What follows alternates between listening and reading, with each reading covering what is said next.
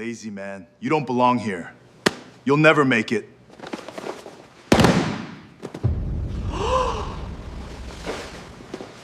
He walked in holding a pink backpack covered in rabbits. They laughed. They had no idea they were mocking a ghost who once kept presidents alive, and within 30 seconds the laughter would die in their throats. They laughed at a father clutching a rabbit backpack, because cruelty always feels safer in a crowd. If you believe respect shouldn't depend on how loud someone yells or how big someone's ego is, hit subscribe now. Like this video if you're rooting for Jinho. Only the Grigors of the world won't. He walked in holding a pink backpack covered in rabbits. They laughed. They had no idea they were mocking a ghost who once kept presidents alive. And within 30 seconds, the laughter would die in their throats. The fluorescent lights of the Cheongdam training complex buzzed overhead like insects that hadn't learned when to quit, casting a flat white glow over 60 men who'd spent their morning flexing instead of stretching. The air smelled like protein powder and testosterone, a combination that has ended more friendships than infidelity. Jinho Baek stood near the back wall, holding Somi's backpack against his chest like it was the only stable thing left in a world that had taken almost everything else from him. 3 days ago, his daughter had zipped it shut herself, insisting her lunch and her lucky rabbit drawing travel with her father to his big job interview. She was 7. She didn't know the job was to stand between bullets and strangers. She thought her father sold insurance, which, in a way, wasn't entirely a lie. He'd simply specialized in a very literal kind of coverage. "Yo, daycare's 2 blocks that way," Grigor Petrenko called out, and the room dissolved into laughter, the ugly kind that spreads because everyone's afraid of being the next target if they don't join in. Grigor was the kind of man gyms were built around, 6'5", shoulders like a doorway that had personally offended him, and a smile that suggested he'd never lost anything in his life, including an argument. He'd held the title of Aegis Group's top combat instructor for 2 years, a record built on ending fights before his opponents finished introducing themselves. Jinho said nothing. He set the backpack down on a folding chair with the gentleness most men reserved for engagement rings.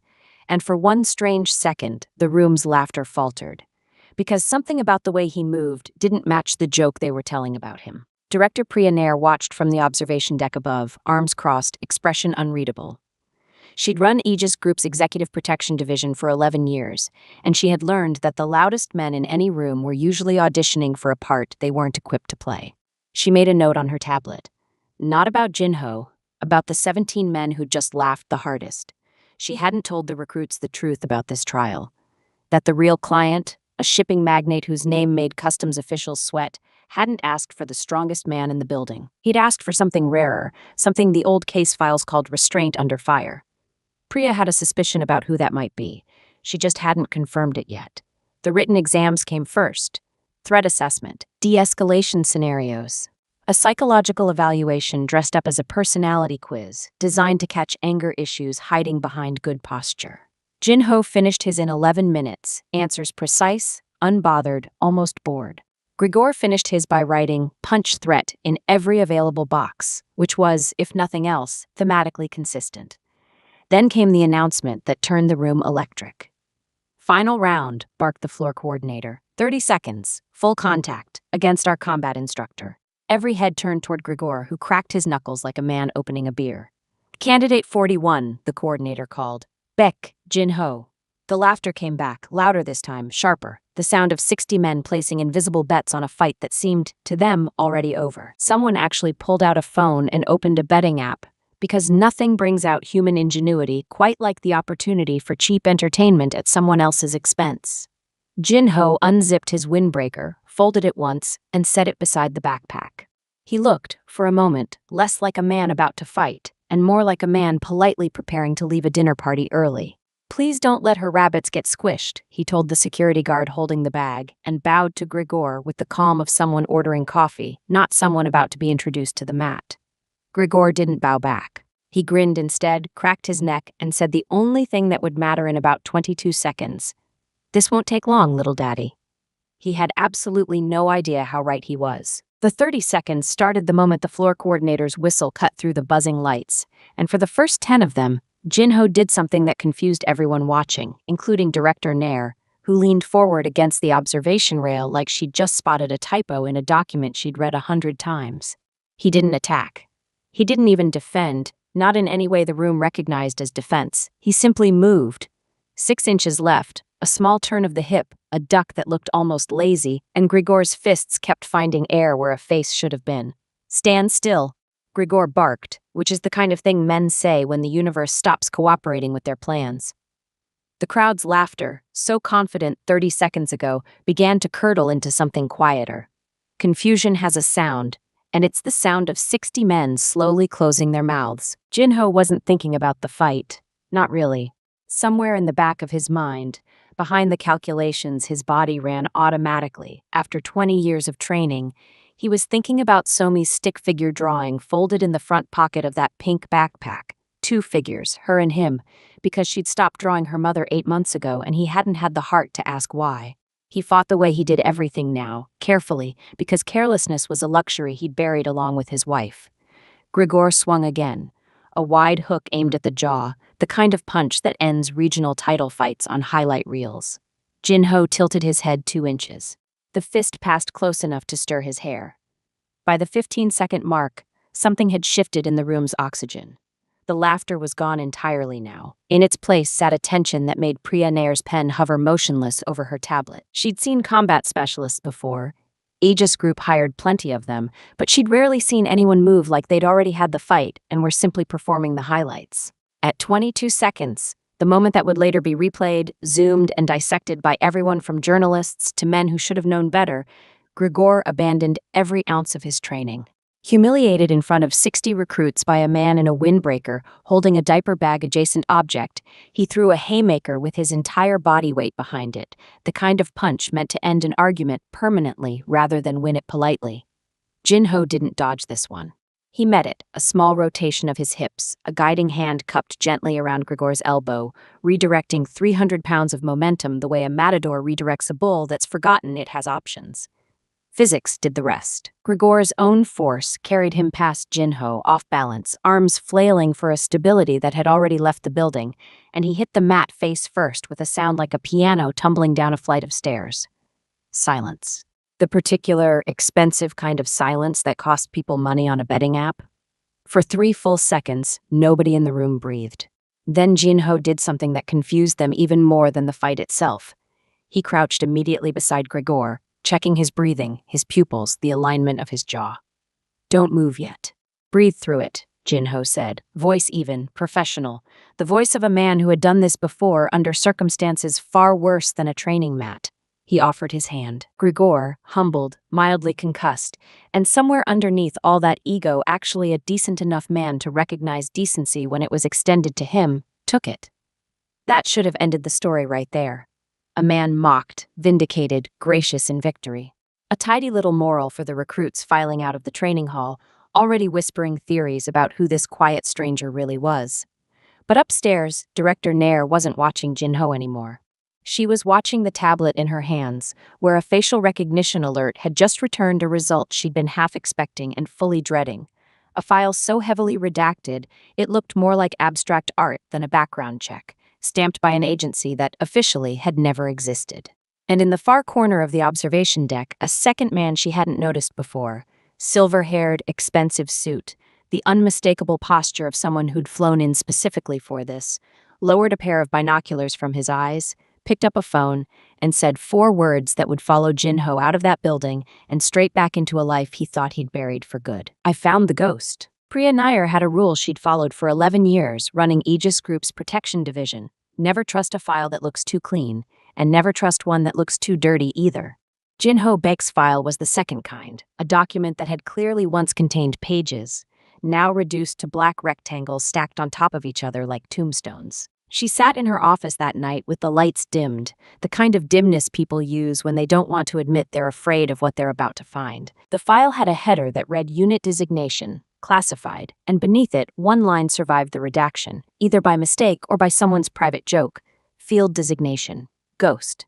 Status, Retired, Voluntary. Voluntary retirement from an agency that officially didn't exist. That was new, even for Priya. She scrolled further. A single surviving paragraph, buried between 2 blacked-out pages, mentioned an extraction incident in a European capital 9 years prior. An ambassador's family removed from a besieged compound with 0 casualties on the protective side. a statistic so rare in that line of work that it read less like a report and more like a fairy tale. Someone had accidentally left in a government filing cabinet. She thought about the man downstairs, standing calm as a lake while 60 men laughed at him, the same man who'd taken Grigor apart with the efficiency of someone folding laundry. She thought about the pink backpack, the rabbits, the juice box, and she thought, not for the first time that week, about how the most dangerous men she'd ever met were rarely the ones announcing it. Meanwhile, across town, in a car with tinted windows parked outside a modest two-bedroom apartment, the silver-haired man from the observation deck sat with a phone pressed to his ear, watching a light flick on in a second-floor window where a 7-year-old girl was, at that exact moment, showing her father a new crayon drawing. "You're certain it's him?" said the voice on the other end. Clipped, careful, the voice of someone used to being obeyed rather than questioned. "Facial match is 98%. Movement signature's a perfect fit. He fought like the reports described. Restraint first. Precision only when forced." The silver-haired man watched Jinho's silhouette pass behind the curtains, lifting his daughter onto his shoulders. "He's been hiding in plain sight for 4 years. And the girl?" A pause. "She's his daughter. No other family listed." "Good," the voice said, and something about the satisfaction in that single word made the silver-haired man's jaw tighten, though he said nothing. "The ghost owes a debt he never paid. We're simply here to collect it." The call ended. The man didn't drive away immediately. He sat there another few minutes, watching the warm light in that window, and for reasons he didn't examine too closely, he found himself hoping, just slightly, that whatever came next wouldn't touch the little girl at all. Because here's the uncomfortable truth buried underneath every villain who thinks they're owed something. The world is full of men who mistake old grievances for justice, who tell themselves that collecting a debt matters more than who gets hurt collecting it. If you've ever watched someone twist an old wound into an excuse to hurt people who had nothing to do with it, you already know exactly the kind of man sitting in that car. If you believe that kind of thinking is exactly the poison it looks like, that debts belong to the people who made them, not to their children, hit like on this video right now. Subscribe if you're on Jinho's side in whatever's coming. Only the men who think old scores justify new cruelty will scroll past this one. The next morning, Jinho arrived at Aegis Group's Cheongdam office expecting a rejection letter, or at best, a polite thanks but no thanks disguised in corporate language.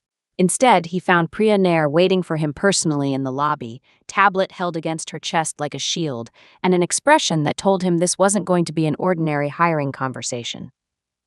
"Mr. Beck," she said, extending a hand that didn't quite hide its slight tremor, "I think it's time you and I talked about what really happened in Vienna." Jinho went very still, the particular stillness of a man who'd spent 4 years building a life specifically so that sentence would never be spoken to him again. Behind him, through the glass doors of the lobby, a black sedan with tinted windows pulled slowly to the curb and did not move. Jinho's hand didn't shake. That was the strange part. The part he'd think about later, lying awake at 3 a.m. with Somi's soft breathing filling the silence of the next room. His hand didn't shake, even though his entire chest had gone cold the moment Priya said Vienna out loud, a word he hadn't heard spoken to him in 4 years, a word he'd buried under grocery runs and parent-teacher conferences and the particular chaos of teaching a 7-year-old to ride a bike without training wheels. "I don't know what you're talking about," he said, which was technically a lie, and both of them knew it. Priya didn't push. That was the thing about good handlers, the real ones, not the ones who mistook intimidation for leadership. They knew when pressing a wound only made it bleed faster. "I'm not here to expose you," she said instead, lowering her voice as 2 recruits walked past the lobby, oblivious. "I'm here because someone else already knows, and they got here before I did." She turned her tablet toward him. A single grainy photograph pulled from a traffic camera 3 blocks from his apartment. A black sedan, tinted windows, parked outside his building at 9:47 the previous night, time-stamped just as the light in Somi's room would have flicked off for bedtime. The cold in his chest turned into something sharper, something that had a name he hadn't used in 4 years, operational instinct. "Who?" he said, and his voice had changed entirely now, flat, quiet, the voice Director Nair recognized instantly from the redacted file on her desk. Not a father's voice, a ghost's. "I don't know yet, but whoever it is, they had access to facial recognition databases that don't officially exist outside of 3 governments. That's not a stalker, Mr. Beck. That's an organization." She hesitated. "I need to know what Vienna actually was if I'm going to help you." Jinho looked past her, through the glass doors, to the empty curb where the sedan had apparently already moved on, which somehow felt worse than if it had stayed. An enemy you can see is a problem. An enemy who knows exactly when to disappear is a message. Vienna, he said slowly, was supposed to be simple. Ambassador's family, 3 days, in and out. He exhaled, and 4 years of careful forgetting cracked open at once. There was a man on the inside. Someone who sold the extraction route to the people who wanted the ambassador's daughter as leverage. I got the family out. I didn't get him. And he swore in the 2 minutes before my team pulled him off the roof that he'd find me one day and take something of mine the way I took something of his. Jinho's jaw tightened. I thought that was posturing. Men say things like that when they're losing. Priya's face had gone carefully neutral, the way it did when she was calculating something she didn't want to say out loud yet. What was his name? He never gave one. We called him the broker. He didn't survive the extraction, as far as anyone told me. Fell during the struggle. Case closed. Jinho's eyes narrowed. That's what I was told. Files can be wrong, Priya said quietly, or edited by people who needed a clean ending for a messy op. Neither of them said the rest out loud because they didn't need to. If the broker had survived, 4 years of silence hadn't been mercy. It had been patience. That evening, Jinho picked Somi up from school like he did every day, her backpack, the same pink one, rabbits slightly more faded now, bouncing against her back as she ran to him, oblivious to the version of her father that had existed before she was born, the version currently being hunted by a ghost of his own. Appa, guess what? She said, grabbing his hand. Yi Jin says her dad works at a bank. I told her you work at the big building with the tough guys and you're the toughest one, and she didn't believe me. Jinho laughed. A real laugh, the kind that still surprised him sometimes. Proof that grief hadn't taken everything after all. Maybe next time show her the video. There's a video? Apparently, he said, and squeezed her hand a little tighter than usual, scanning the street out of habit he'd told himself he'd retired. He didn't notice the man in the gray coat sitting on the bench across from the school gate, phone raised as if texting, camera lens angled precisely at Somi's laughing face. He didn't notice because 4 years of bedtime stories and packed lunches had done exactly what they were supposed to do. They'd made him, for one dangerous moment, just a father again, which was exactly what the man on the bench was counting on. That night, after Somi had fallen asleep clutching a stuffed rabbit that had lost one button eye somewhere around her 4th birthday, Jinho sat at the kitchen table with the lights off and a photograph in his hands that Priya had sent him an hour earlier, pulled, at considerable professional risk, from a facial recognition sweep of every camera within 4 blocks of Somi's school. The man in the gray coat, mid-50s. A face Jinho hadn't seen in 4 years but had cataloged so thoroughly in his memory that recognizing it now felt less like surprise and more like a debt finally coming due. Not the broker. Older, careful. The broker's handler, if Jinho's instincts, rusted but not broken, were reading this right. Which meant the broker himself, the man Jinho had been told died on a rooftop in Vienna, was very much alive and very much running an operation with enough patience to wait 4 years for the right moment. The right moment, Jinho now understood with a clarity that made his hands go still on the tabletop, was his daughter's school gate. He didn't sleep that night. He sat in the dark, running through 9 years of training he'd told himself he'd never need again. And somewhere around 4 a.m., he made a decision that would have terrified the man he used to be. The one who worked alone, trusted no one, and considered backup a liability rather than a mercy. He called Priya Nair. I need Aegis Group's protection, he said the moment she picked up. Not for me, for my daughter. You'll have it, Priya said without a second's hesitation, and something in her voice, steady, immediate, no bureaucracy, no hedging, told Jinho he'd been right to trust her, or at least right enough. But Jinho, if this is who I think it is, hiding won't work anymore. We need to draw him out on our terms, not his. Which was how, 3 days later, Jinho found himself standing in the same training hall where 60 men had once laughed at a windbreaker and a pink backpack, except now the hall was empty except for Priya, 2 of Aegis Group's most trusted operatives, and a security feed patched into every camera within 6 blocks of Somi's school, her after-school program, and the small park where she liked to feed the ducks on Thursdays. We believe he'll make his move soon, Priya said, pointing to a timeline on the screen. The gray coat surveillance, the sedan outside your apartment, the pattern of watching but not approaching, that's not random. That's a man building confidence before an extraction. Extraction, Jinho repeated, and the word tasted like ash. He's not here for me, he's here for her. To draw you out, Priya confirmed quietly. The same way you drew him out of that compound in Vienna, he wants you to feel exactly what he thinks you made him feel. Jinho closed his eyes for one long second, the only outward sign in 4 years that the ghost beneath the father had ever fully surfaced again. When he opened them, something had shifted, something sharpened by love rather than dulled by it, the particular fury of a parent who has just understood, completely, what he is capable of.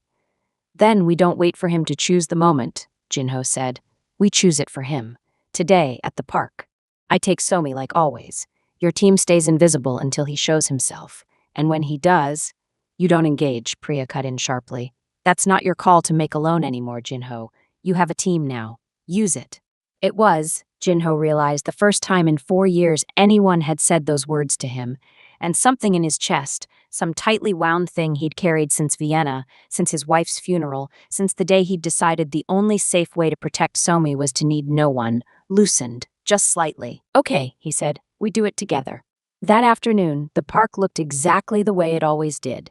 Ducks paddling in lazy circles, Somi giggling as she tossed breadcrumbs that were technically Jinho's leftover breakfast toast, the late sun catching the pink of her backpack as she ran 3 steps ahead of him like she always did, fearless in a way only children who've never had to be afraid can manage.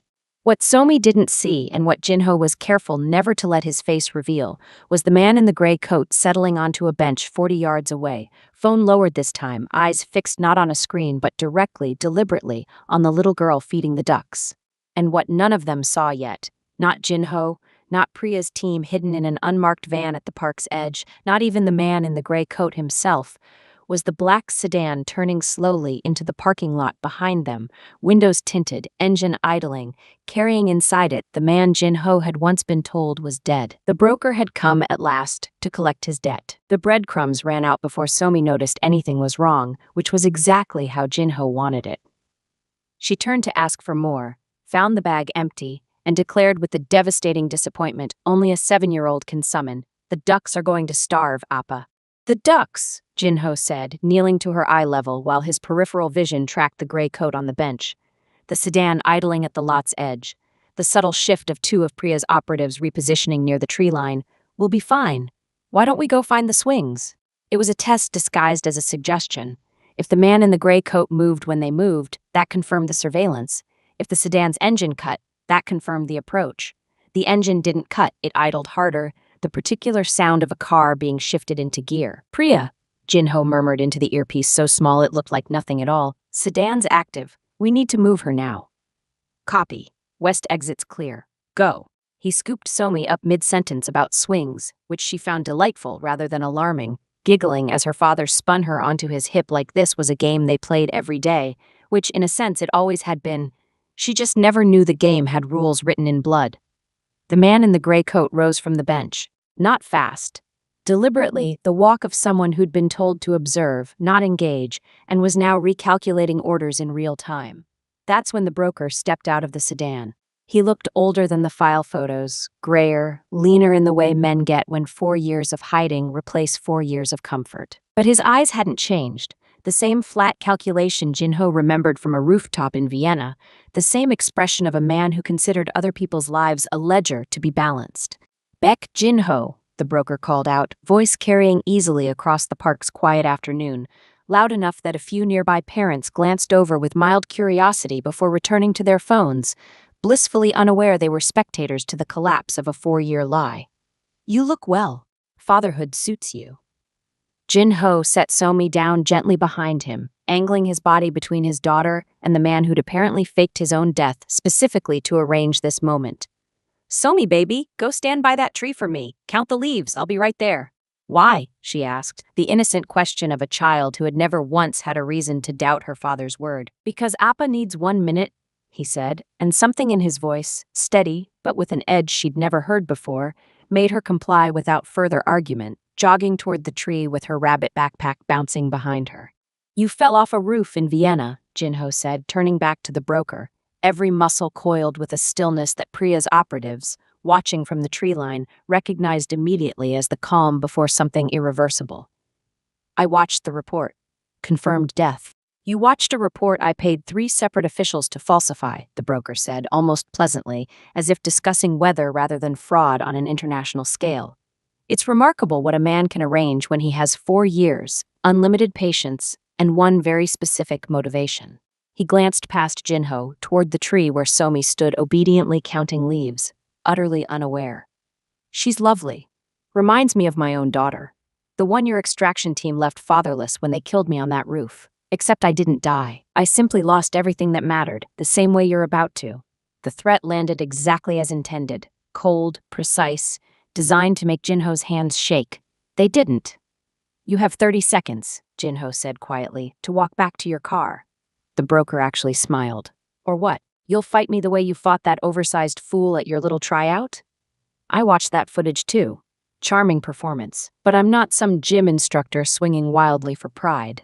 He reached slowly into his coat, not for a weapon, Jinho registered immediately, but for a phone, which he held up to reveal a live video feed of Somi's school, of the classroom she'd be sitting in tomorrow morning, of an unfamiliar man standing just inside the doorway, close enough to the children's cubbies to make Jinho's blood run to ice water. I have people everywhere you've built your little life, Ghost, the broker said softly. Today was simply an introduction. Tomorrow, I collect. Somewhere behind the tree line, Priya's voice crackled urgently in Jinho's earpiece. We have eyes on the school contact moving to intercept. But Jinho barely heard it because for the first time in 4 years, he understood with total, devastating clarity that the war he'd walked away from had simply been waiting, patiently, for his daughter to be old enough to matter as a weapon. The 30 seconds Jinho had given the broker ran out in silence, both men standing perfectly still in a park full of oblivious families, while in Jinho's ear, Priya's voice delivered the words that would decide everything. School contact secured. Repeat, secured. He never got past the front office. Our people were already inside, posing as new security consultants since this morning. He's zip-tied in a supply closet as we speak. Jinho felt something in his chest release that he hadn't realized he'd been holding since the moment he heard the word Vienna in Priya's lobby. The broker didn't know yet. That was the advantage. The one weapon Jinho had that 4 years of careful patience hadn't given the broker. Real-time truth. You should check your phone, Jinho said quietly. The man you sent to my daughter's school. Call him. Something flickered across the broker's face, the first crack in 4 years of composure. He dialed. Nothing. Dialed again. Still nothing, because the man in question currently had considerably more pressing concerns, involving zip ties and an Aegis Group operative reading him his rights in a supply closet that smelled like construction paper and glue sticks. You're bluffing, the broker said, though his voice had lost its earlier silk. I don't bluff about my daughter, Jinho said. I learned that lesson from you. Vienna taught me that men who threaten children usually mean it. So I stopped taking chances a long time before you climbed out of whatever hole you crawled into. The broker's hand moved toward his coat again. Faster this time, less theater in it, but he never got the chance to finish the motion. 2 of Priya's operatives closed the distance from the tree line in under 2 seconds, and Jinho, moving with the same economy that had put Grigor face first into a training mat, had the broker's wrist bent backward and pinned before the man's fingers even reached fabric. 22 seconds, Jinho murmured, echoing without meaning to the exact number that had ended his fight with Grigor. That's how long it took last time, too. The broker went down onto the grass, not with the crash of a 3-time champion, but with the quiet, undignified collapse of a man who'd spent 4 years building a plan around the assumption that fatherhood had made Jinho soft, when in fact it had simply given him something worth being sharp for. Sirens arrived within minutes. Not local police, but a quiet, unmarked convoy that Priya had arranged weeks ago, the moment she'd first pulled that redacted file and understood exactly what kind of storm might be circling her newest hire. The broker was walked to a car with his head down, out of tricks, out of patience, out of the 4 years he'd spent convincing himself revenge would taste better than it actually did. Somi, still counting leaves obediently by the tree, turned around just as the commotion faded, catching only the tail end of it. Men in dark jackets, a car pulling away, her father walking toward her looking tired in a way she didn't quite have words for yet. Appa, is everything okay? She asked, small hand slipping into his. Everything's okay now, he said, and meant it more fully than she would understand for years. 3 days later, Director Nair called Jinho into her office, the same office where she'd first said the word Vienna, and cracked open a life he'd spent 4 years sealing shut. This time, though, her expression wasn't cautious. It was something closer to respect. The board approved it, she said, sliding a folder across the desk. Head of Executive Protection. Full authority to build your own team, your own protocols. It's the highest position in the division. Jinho looked at the offer for a long moment, the kind of position the man he used to be would have accepted before she'd finished the sentence. But he wasn't only that man anymore, hadn't been for 4 years, and wouldn't trade that fact for any title in the world. I'll take it, he said. On one condition. Priya raised an eyebrow. Name it. Will this job still let me pick up my daughter from school? For a moment, the office was silent. The same silence that had once fallen over 60 laughing men in a training hall. The silence of people realizing they'd underestimated something quietly extraordinary. Then Priya smiled. Every single day, Mr. Beck. I'll make sure of it personally. That afternoon, Somi ran across the schoolyard exactly as she always did, pink backpack bouncing, rabbits slightly faded, utterly unaware of ghosts, brokers, or the war her father had fought, and finally, completely won. For good this time, just to keep walking her home.